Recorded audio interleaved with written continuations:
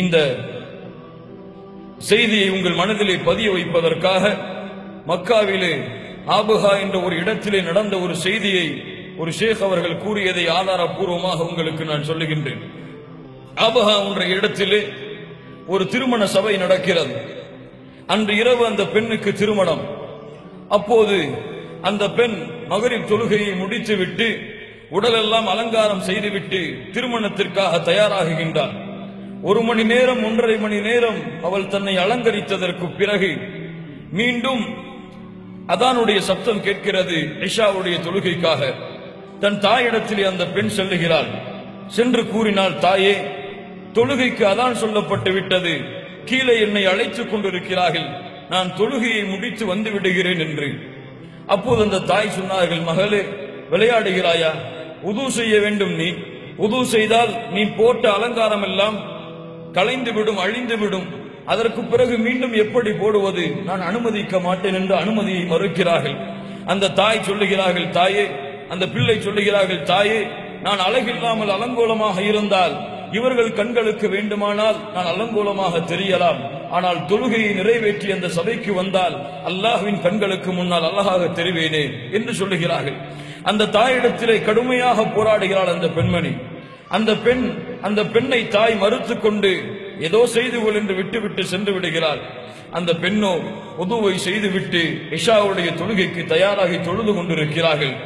நீண்ட நேரமாகியும் பிள்ளை வராததை நினைத்து அந்த தாய் அந்த சபைக்கு அந்த அறைக்கு சென்று பார்த்தால் அந்த பிள்ளை சுஜூதிலே மரணமாகி இருக்கிறாள். இன்னா லில்லாஹி வ இன்னா இலைஹி ராஜிஊன். கண்ணியத்துக்குரியவர்களே, இந்த செய்தி எப்படி நடந்தது? ஏன் அல்லாஹ் ரப்புல் ஆலமீன் இந்த பெண்ணுக்கு இப்படி மரணத்தை கொடுத்தான்? ஒருவேளை அந்த பெண் தொழுகை நிறைவேற்றாத நிலையிலே அல்லாஹ் மரணத்தை கொடுத்திருந்தால், ஆனால் அல்லாஹ் இப்படி மரணத்தை கொடுத்ததுடைய காரணம் என்ன? அல்லாஹுடைய தூதர் முஹம்மது ரசூலுல்லாஹ் ஸல்லல்லாஹு அலைஹி வஸல்லம் அவர்கள் தெளிவாக சொன்னார்கள் இதை பற்றிதான். இதா அராதல்லாஹு பிஅப்தின் கைரா இஸ்தஅமலஹு. ஒரு அடியானுக்கு, கொஞ்சம் கேளுங்கள் இந்த ஹதீஸை, என்னுடைய உள்ளத்திலே உங்களுடைய உள்ளத்திலே இதை பதிய வையுங்கள். ஒரு அடியானுக்கு யாருக்கு அல்லாஹ் நலவை நாடுகிறானோ, ஒரு அடியானுக்கு அல்லாஹ் நலவை நாடிவிட்டால் அவனை செயல்களை செய்யப்படக்கூடியவனாக அல்லாஹ் மாற்றுவான். அவனை நல்ல காரியங்களை செய்வதற்காக அல்லாஹ் அவனை தயாராக்குவான். எப்படி சஹாபாக்கள் கேட்டார்கள், எப்படி அல்லாஹ்வுடைய தூதரை செயல்களை செய்பவனாக மாற்றுவான்?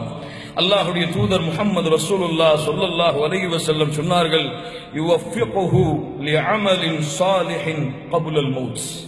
யுவஃபிகுஹு லிஅமலின் ஸாலிஹின் கப்லல் மௌத். அல்லாஹ் ரப்புல் ஆலமீன் அவனுக்கு அருள் செய்வான். அல்லாஹ் ரப்புல் ஆலமீன் அவனுக்கு அருளை ஏற்படுத்துவான். மரணத்திற்கு முன்னதாக நல்ல செயலை செய்வதற்கு.